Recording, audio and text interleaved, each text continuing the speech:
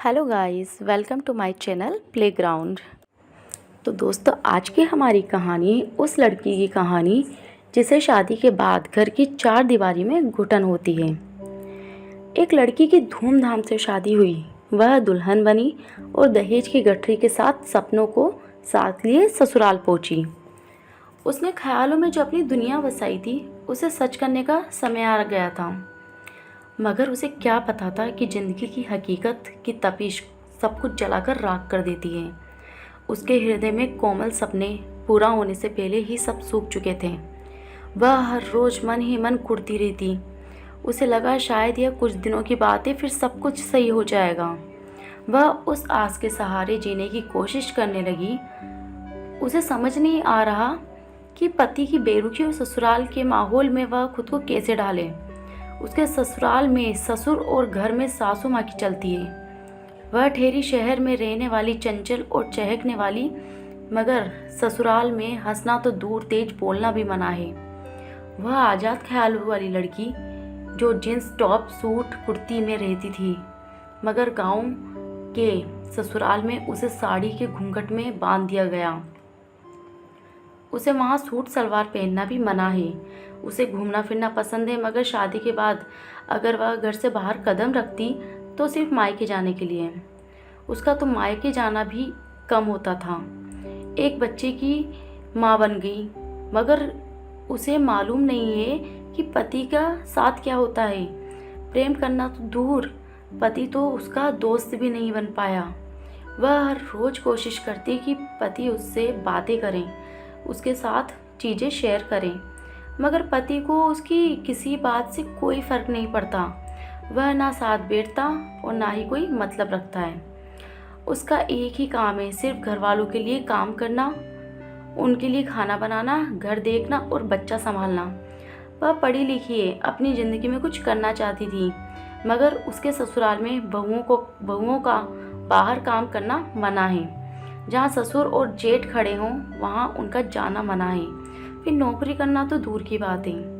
वह हर रोज़ भोर में जग जाती है और सबके सोने के बाद रात 12 बजे बेड पर जाती है और सबके खाने के बाद खाती है। वह कहती है कि मुझे इतना समय नहीं मिलता कि मैं अपने शौक़ पूरे कर सकूं।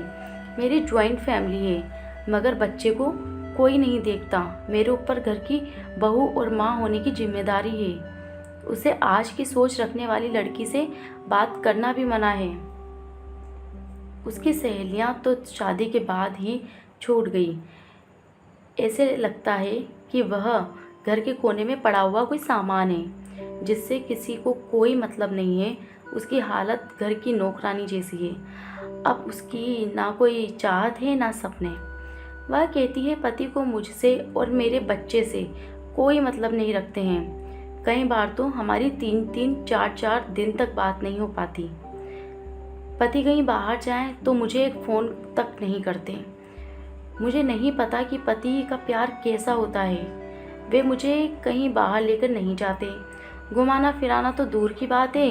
वो कहते हैं कि उनको ये सब पसंद नहीं है। वे अपने परिवार में ही व्यस्त रहते हैं।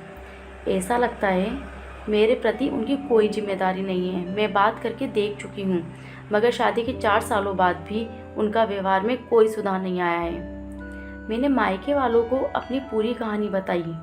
वो कहते हैं बेटा, तुम्हें घर संभालना होगा। हम क्या कर सकते हैं? तुम्हारी शादी हो गई है, तुम्हें ससुराल वालों के हिसाब से रहना होगा। मैं क्या करूं? मुझे समझ नहीं आता। मेरा साथ देने वाला कोई नहीं है, ना मायके वाले ना ससुराल वाले। अब अपनी अपनी दुनिया में सब व्यस्त हैं।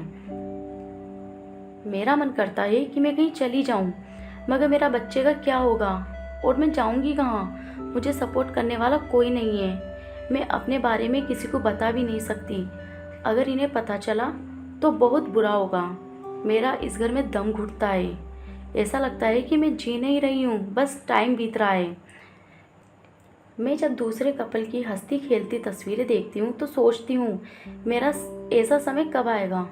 बस इसी इंतज़ार में हूँ कि कहीं सब ठीक हो जाएगा या फिर ऐसे ही ज़िंदगी बीत जाएगी। मेरी लाइफ में शायद खुशियाँ नहीं लिखी, किसी जन्म की पाप भोग रही हूँ। आप सोच रहे होंगे कि आजकल के ज़माने में भला ऐसा कहाँ होता है, जबकि हकीकत यह है कि यह कहानी सही है। ऐसी बहुत सी लड़कियां हैं जो गांवों, कस्बों और शहरों में अपने ससुराल में घुटकर जीने को मजबूर हैं। उन्हें नहीं पता कि वे कहाँ जाएंगी, क्योंकि उनके पास नौकरी नहीं है। वे घर छोड़ने की कल्पना नहीं कर सकती, क्योंकि शादी के बाद मायके वाले भी उसे पराया कर देते हैं। उनके लिए तलाक के बारे में सोचना भी पाप है, क्योंकि वे अपने लिए आवाज़ नहीं उठाना चाहती। वे तो बस अपनी शादी को बचाने में अपनी पूरी ताकत लगा देती हैं। उनके लिए शादी की उन निशानियों को उतारना आसान नहीं है जो वे अपने माथे से लेकर पैरों की उंगलियों तक सजाए बैठी है। वह छोड़ी हुई औरत कहलाने से डरती है। अब आप ही बताइए, ऐसी महिलाओं को क्या करना चाहिए। Thanks for watching this video on playground.